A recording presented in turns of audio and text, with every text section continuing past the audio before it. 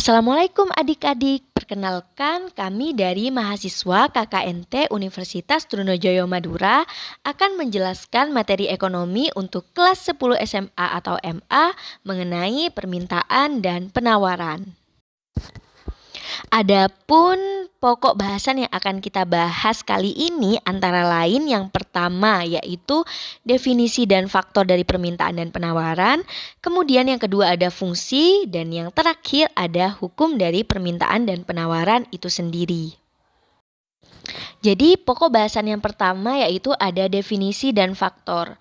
Apa sih yang dimaksud dengan permintaan dan penawaran? Kita bahas satu-satu ya. Permintaan atau penawaran adalah keinginan yang disertai oleh kemampuan untuk membeli barang dan jasa pada tingkat harga dan waktu tertentu.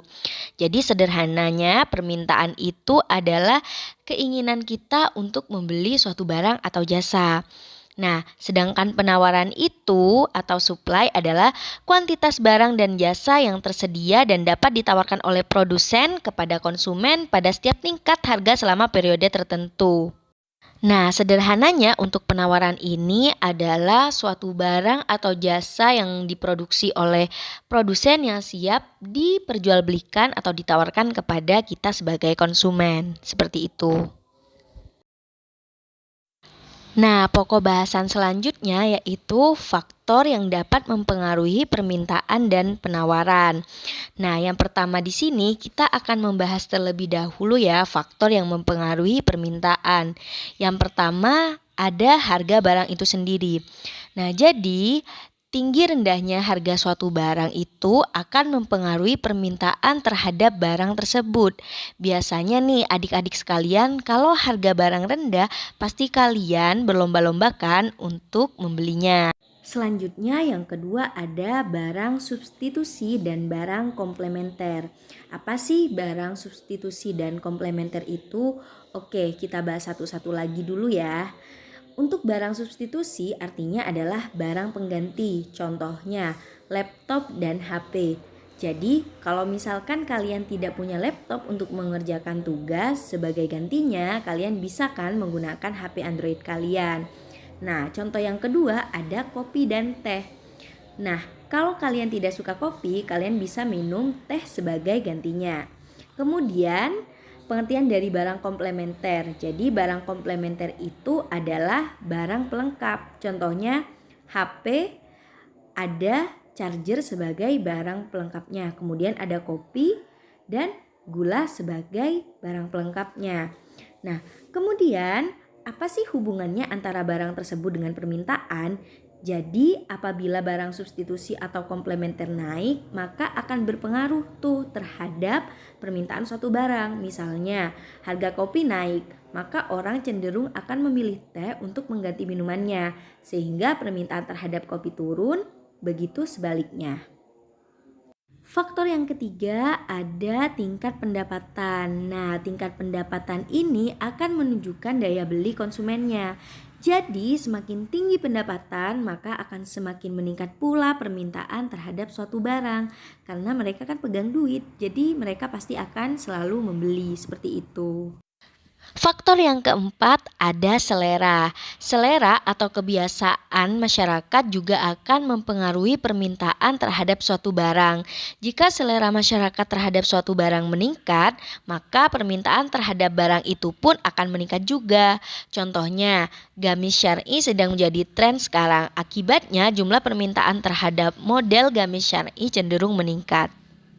Kemudian faktor yang kelima ada jumlah penduduk.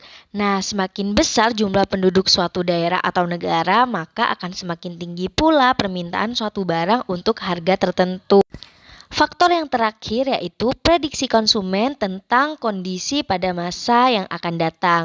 Nah, bila kita memperkirakan bahwa harga suatu barang akan naik, maka lebih baik membeli barang itu sekarang sehingga mendorong untuk membeli lebih banyak saat ini untuk menghemat belanja di masa yang akan datang.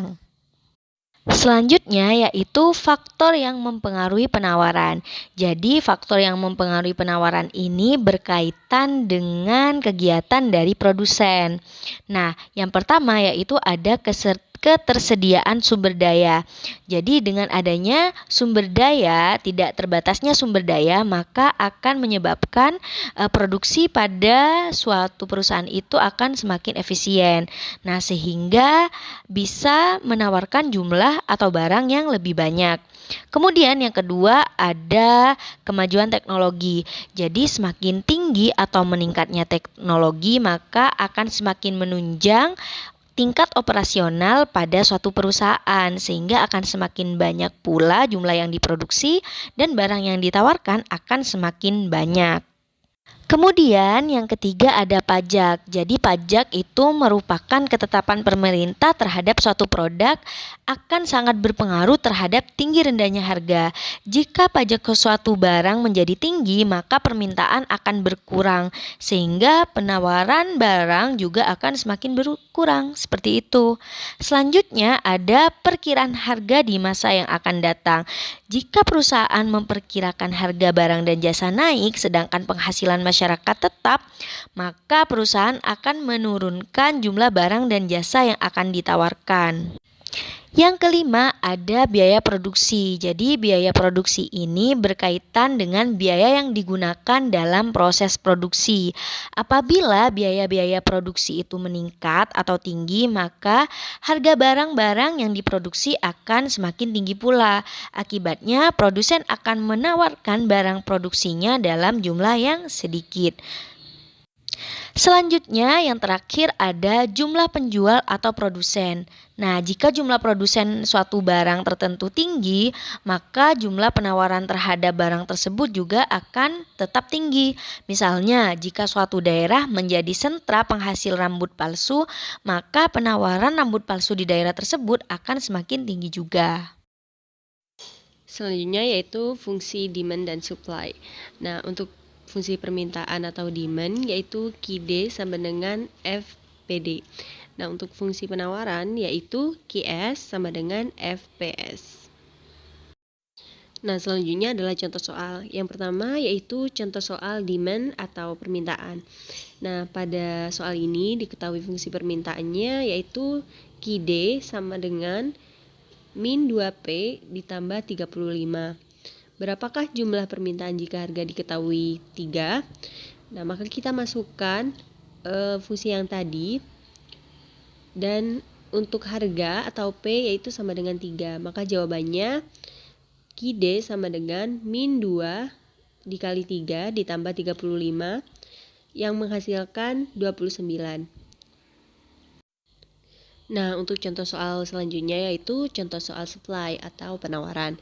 Nah, diketahui di fungsi supply ini QS sama dengan 5P dikurang 5 dengan harga 5. Nah, maka jawabannya yaitu QD sama dengan 5 dikali 5 karena harganya 5 dikurangi 5, maka dihasilkan 20. Nah, untuk selanjutnya yaitu hukum demand dan supply. Nah, untuk yang pertama hukum permintaan. Di hukum permintaan ini menyatakan bahwa harga dan jumlah barang itu berbanding terbalik. Artinya begini, jika harga naik, maka barang yang diminta akan turun. Begitupun sebaliknya, jika harga turun, maka jumlah barang yang diminta naik. Dengan syarat ceteris paribus atau faktor-faktor lain dianggap konstan. Maka permintaan akan barang tersebut meningkat secara signifikan.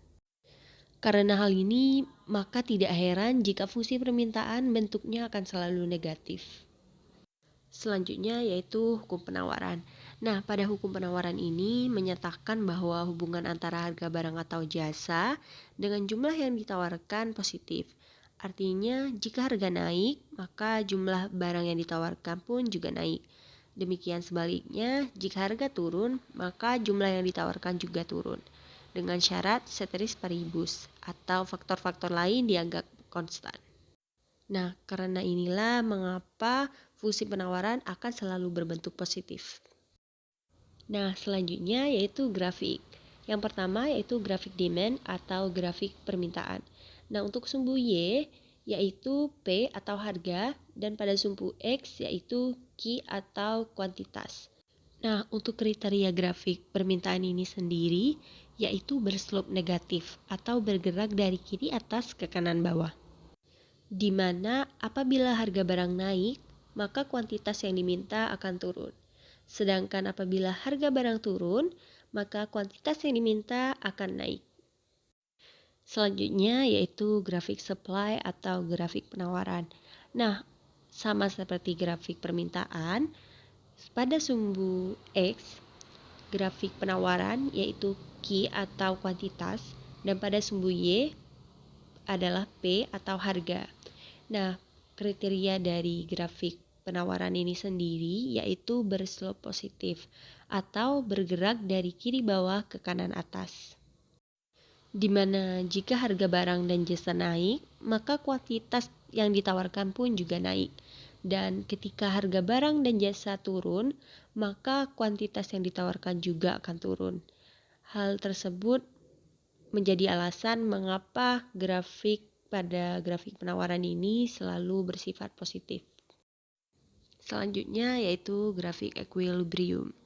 Nah, sebelumnya apa sih equilibrium itu? Equilibrium adalah kondisi ketika terjadi titik temu antara permintaan dengan penawaran atau keseimbangan. Nah, dalam hal ini equilibrium dilambangkan dengan E. Nah, pada equilibrium ini tercapai ketika terjadi kesepakatan harga dan kuantitas antara penjual dan pembeli, tidak kurang maupun tidak lebih.